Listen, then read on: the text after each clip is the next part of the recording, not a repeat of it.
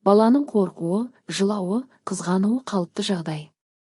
Сәлем достар, сіздермен бірге ғажап әлем арнасы. Каналыма тіркеліп қоңырау белгісін басуды ұмытпаңыздар. Ата-ана деген уақыт өткен сайын балаларды түрлі нәрселерден тыйып тастап отырады. Осылайша баланы өмірдегі түрлі қауіпті жағдайлардан сақтандырамыз деп ойлайды. Кейде тіпті баланың орнына жылдам өзі жасай салғанды дұрыс көреді. Алайда бала толық даму үшін көп нәрсені өзі көріп, ұстап, қолданып, ойнап көруі қажет. Ата-аналарға кеңес болсын, бала жан-жақты толық даму үшін мына нәрселерге тыйым салмаған жөн. Қателесуге. Негізі әрбір бала қателесуден қатты қорқады. Көбіне өзі іштей қорқып тұрған баланы одан беттер асықтырып, немесе аяқ киімінің бауын дұрыс байламағаны, киімін дұрыс кимеген үшін ұрсып жатамыз. Ал осыдан кейін баланың бір нәрсе істеуге деген ықыласы жоқ деп ренжіп жатамыз. Егер жағдай қайталана берсе, онда бала үйреткеніңізді құлықсыз істейді және дербес болуды қояды. Бас тартуға бала бағынышты жан емес. Ол кішкентай ғана адам және отбасының толыққанды мүшесі. Балаға жоқ деп айтуға тыйым салу арқылы ересектер оның жеке шекарасын бұзады. Ең дұрысы мәмілеге келу, істегің келмейтін істі не үшін жасау керек екенін дәлелдер келтіріп, анықтап айтып жеткізу. Жылауға балалар өміріндегі өзгерістерді қиын өткереді. Сондықтан олардың көңіл күйінің түсуі қалыпты жағдай. Баланы жылаған үшін ұялтуға, ұрсуға, қорқытуға болмайды. Оның орнына қолыңызды созып, болған жағдайды анықтап сұрап шешуге тырысу керек. Не үшін жылап жатқанын және оны қалай түзету керек екенін түсіндіріңіз. Шулауға және тентектік жасауға түрлі іс-әрекеттер арқылы бала әлемді белсенді түрде тани бастайды және эмоциясын, жиналып қалған күш-қуатын шығарады. Оларға өзін қалай көріп, қалай болғысы келсе солай еркін болуына тыйым салмаңыз. Керісінше, мүмкін болса бірге қосылып ойнап шулап алыңыз. Мұның кішкентайлармен қатар ересектер үшін де үлкен пайдасы бар.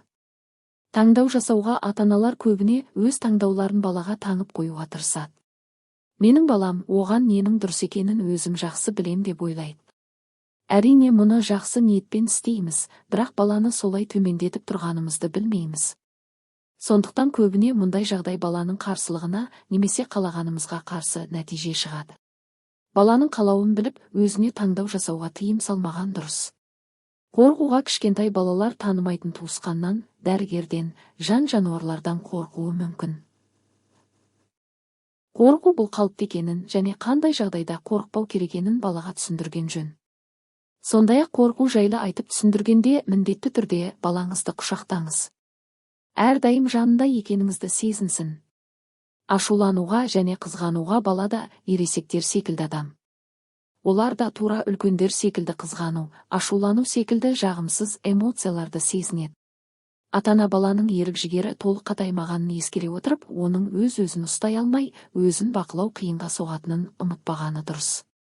Ашулансын, қызғансын, тура үлкендер секілді эмоциясын шығарсын.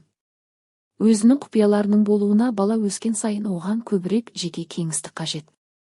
Ата-аналар баланы тек бақылап, қауіпсіздігін ғана ойлап қоймай, оның жеке шекарасында құрметтеуі тиіс. Баланың сеніміне ештеңе жетпейді. Сондықтан оның сізге айтқан құпияларын дастархан басында өзгелерге жайып салмағаныңыз жөн. Тіпті жасөспірім балалардың күнделігін оқып, біраз құпиясына қанық болсаңыз да, ешкімге тіс жармаған дұрыс.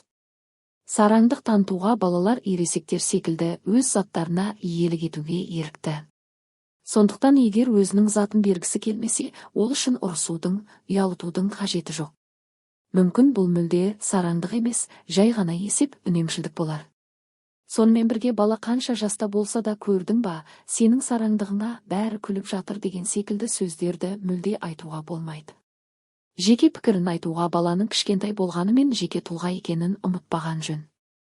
Сондықтан оның жеке пікірі болуы заңдылық. Сол себепті баламен тең дәрежеде сөйлесу қажет. Ныңда өз қажеттіліктері, керегі болатынын ескеріңіз. Балалар кез келген жағдайды ересектерге қарағанда ауыр өткеретінін естен шығармайық.